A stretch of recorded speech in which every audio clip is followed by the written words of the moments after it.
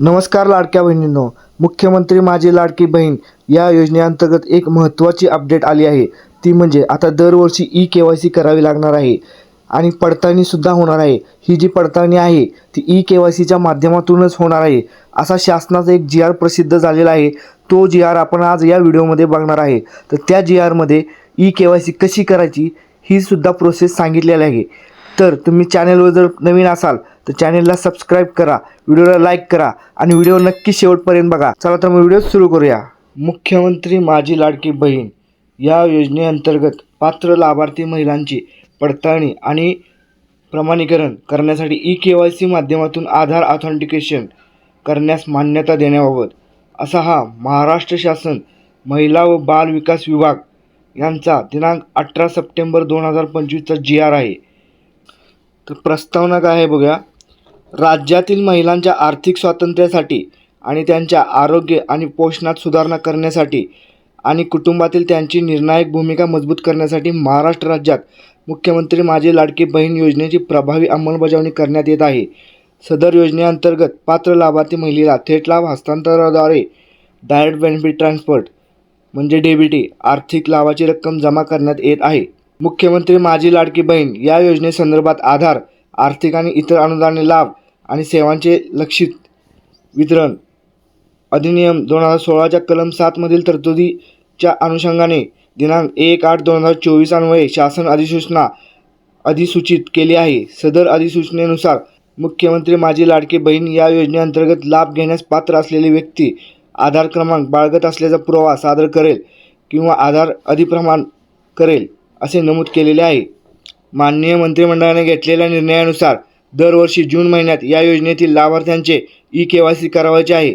महिला व बाल विकास विभागाची सब AUA सब KUA म्हणून UIDAI ने नियुक्त केली आहे. त्यामुळे महिला व बाल विकास विभागाकडून सदर योजनेअंतर्गत पात्र लाभार्थी महिलांची पडताळणी आणि प्रमाणीकरण करण्यासाठी ई-KYC माध्यमातून आधार ऑथेंटिकेशन करण्यात येत आहे. त्या अनुषंगाने मुख्यमंत्री माझी लाडकी बहीण योजनेच्या वेब पोर्टलवर ई-KYCची सुविधा उपलब्ध करून देऊन सदर योजनेअंतर्गत पात्र लाभार्थी महिलांची पडताळणी आणि प्रमाणीकरण करण्यासाठी ई-KYC माध्यमातून आधार ऑथेंटिकेशन करण्याची बाब शासन विचाराधीन होती. त्याबाबत शासनाने एक परिपत्रक काढले आहे. ते शासन परिपत्रक काय आहे ते बघूया. शासन परिपत्रक. मुख्यमंत्री माझी लाडकी बहीण या योजनेअंतर्गत पात्र लाभार्थी महिलांची पडताळणी आणि प्रमाणीकरण करण्यासाठी ई-KYC माध्यमातून आधार ऑथेंटिकेशन करण्यास शासन मान्यता देण्यात येत आहे. मुख्यमंत्री माझी लाडकी बहीण या योजनेच्या https://ladkibaheen.maharashtra.gov.in या वेब पोर्टलवर सदरची ई-KYCची सुविधा उपलब्ध करून देण्यात आलेली आहे. त्या अनुषंगाने या वेब पोर्टलवर लाभार्थ्यांना प्रत्यक्षात ई-KYC बाबत करावयाची कार्यवाहीची माहितीचा फ्लोचार्ट परिशिष्ट अ मध्ये देण्यात आला आहे. त्यानुसार सदर योजनेअंतर्गत पात्र लाभार्थी महिलांची पडताळणी आणि प्रमाणीकरण चालू आर्थिक वर्षात या परिपत्रकाच्या दिनांकापासून 2 महिन्याच्या आत पूर्ण करणे बंधनकारक आहे. सदर कालावधीत ज्या लाभार्थ्यांनी आधार ऑथेंटिकेशन केले नाही ते पुढील कार्यवाहीस पात्र राहतील याची कृपया नोंद घ्यावी. तर 2 महिन्याच्या आत ही जी KYC आहे ती करणे बंधनकारक आहे. तसेच या योजनेअंतर्गत दरवर्षी जून महिन्यापासून 2 महिन्याच्या कालावधीत या योजनेतील लाभार्थ्यांनी ई-KYC करणे बंधनकारक राहील. ते शासनाने काय सांगितले, दर वर्षाच्या जून महिन्यापासून 2 महिन्याच्या आत ई-KYC करणे बंधनकारक राहील असे नमूद केले आहे. शासनाने पुढे ई-KYC कशी करायची त्याचा फ्लोचार्ट दिला आहे. तो फ्लोचार्ट आपण बघूया. मुख्यमंत्री माझी लाडकी बहीण या योजनेच्या लाभार्थ्यांना प्रत्यक्षात ई-KYC बाबत करावयाच्या कार्यवाहीबाबतच्या माहितीचा फ्लोचार्ट परिशिष्ट अ. ते वरती नमूद केल्याप्रमाणे खाली जी आरमध्ये परिशिष्ट अ मध्ये फ्लोचार्ट दिला आहे. तो काय आहे ते आता बघूया आपण. लाभार्थ्यांनी https://ladkibaheen.maharashtra.gov.in या वेबसाईटला भेट द्यावी. या वेबसाईटवर भेट दिल्यानंतर मुखपृष्ठावरील ई-KYC बॅनरवर क्लिक करावे.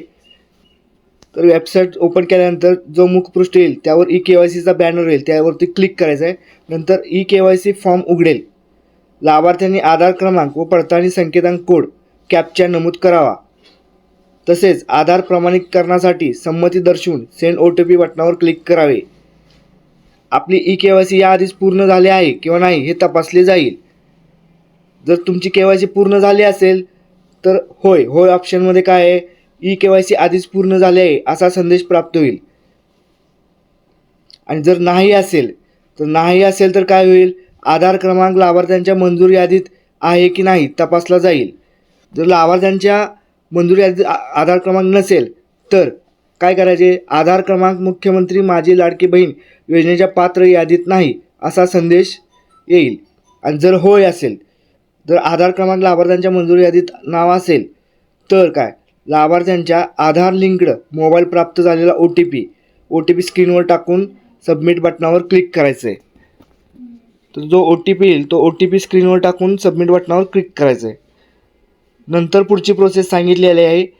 नंतर ई KYC पृष्ठावर पती वडील यांचा आधार क्रमांक नमूद करून पडताळणी संकेतांक कोड कॅप्चा नमूद करून तसेच आधार प्रमाणीकरणासाठी संमती दर्शवून सेंड OTP बटनावर क्लिक करायचं आहे. नंतर पती वडील यांच्या आधार लिंक्ड मोबाईलवर प्राप्त झालेला OTP स्क्रीनवर टाकून सबमिट बटनावर क्लिक करायचं आहे. यानंतर लाभार्थ्याने जात प्रवर्ग पर्याय निवडावा. खालील बाबी प्रमाणित डिक्लेरेशन कराव्यात. माझ्या कुटुंबातील सदस्य नियमित कायम कर्मचारी म्हणून सरकारी विभाग, उपक्रम, मंडळ, भारत सरकार किंवा राज्य सरकारच्या स्थानिक संस्थेमध्ये कार्यरत नाही किंवा सेवानिवृत्तीनंतर निवृत्तीवेतन घेत नाही. होय नाही हा पर्याय निवडायचा आहे. त्याच्यामध्ये माझ्या कुटुंबातील केवळ एक विवाहित आणि एक अविवाहित महिला लाभ घेत आहे. होय नाही. नंतर चेकबॉक्स क्लिक करून सबमिट बटनावर क्लिक करायचं आहे. सक्सेस, तुमची ई KYC पडताळणी यशस्वीरित्या पूर्ण झाली आहे असा संदेश तुम्हाला येईल. अशा प्रकारे या GRमध्ये KYC कशी करायची असा हा फ्लोचार्ट दिलेला आहे. अशा प्रकारे ज्यावेळी KYC चालू होईल त्यावेळी पोर्टलवर आपण व्हिडिओ बनवणार आहोत. तर अशाच महत्त्वपूर्ण व्हिडिओसाठी चॅनेलला सबस्क्राईब करा, व्हिडिओला लाईक करा. धन्यवाद.